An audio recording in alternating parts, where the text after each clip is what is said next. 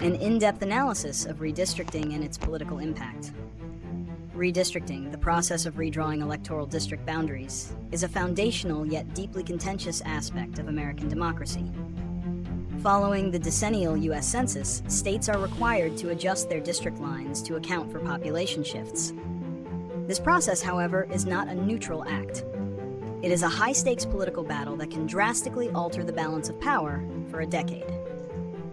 While the goal is to create districts with roughly equal populations, the reality is that the party in control of the redistricting process often uses it to create an electoral advantage, a practice known as gerrymandering. Based on the maps that have been finalized across the country, political analysts agree that the current round of redistricting is set to benefit the Republican Party. Summary and analysis. The current redistricting cycle has largely unfolded with Republican-controlled state legislatures holding the upper hand. This is a crucial factor, as the party in power at the state level is often given the authority to draw the congressional and state legislative maps.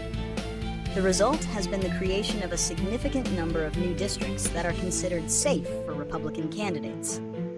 This has happened in states like Texas and Florida, where population growth has granted them additional congressional seats, and also in states with stable populations where Republicans have redrawn existing lines to their advantage.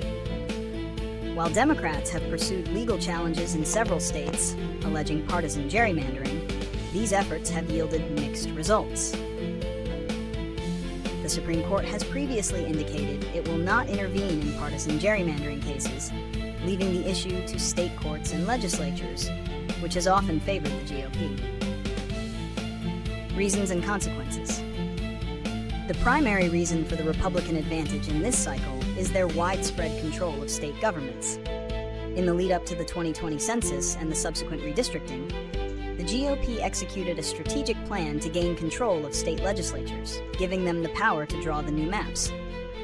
They also have a geographic advantage, as Democratic voters tend to be more concentrated in urban areas, making it easier for Republicans to pack them into a few districts, while spreading their own voters more efficiently across a larger number of districts. The consequences of this are far-reaching. First, it can lead to a less representative government. When districts are drawn to be non-competitive, it can disincentivize moderate candidates from running, as they are less likely to win. This can lead to the election of more extreme candidates who only need to appeal to a narrow base of voters in their party's primary. Second, it can depress voter turnout. When voters feel their vote doesn't matter because the outcome is predetermined, they may be less likely to participate in elections. Finally, gerrymandering exacerbates political polarization. By creating districts where a single party is guaranteed victory, there is no incentive for elected officials to compromise or work with the other side. This creates a more hostile and less productive political environment. Prediction. Looking ahead, the long-term effects of this redistricting cycle are predictable. It is likely that the Republican Party will maintain or expand its majority in the House of Representatives, even if the nationwide popular vote is close. This could make it more difficult for a future Democratic president to pass legislation and could lead to a period of political gridlock. We are also likely to see continued legal challenges to the maps in various states, which could result in some changes, but the overall landscape is unlikely to shift dramatically. The focus will then likely turn to the 2030 redistricting cycle, with both parties already planning their strategies to gain control of state legislatures in the coming years. Solutions. Addressing the issue of partisan redistricting is a complex problem with no easy fix. One of the most common proposed solutions is to take the power to draw maps out of the hands of politicians and give it to independent, non-partisan commissions.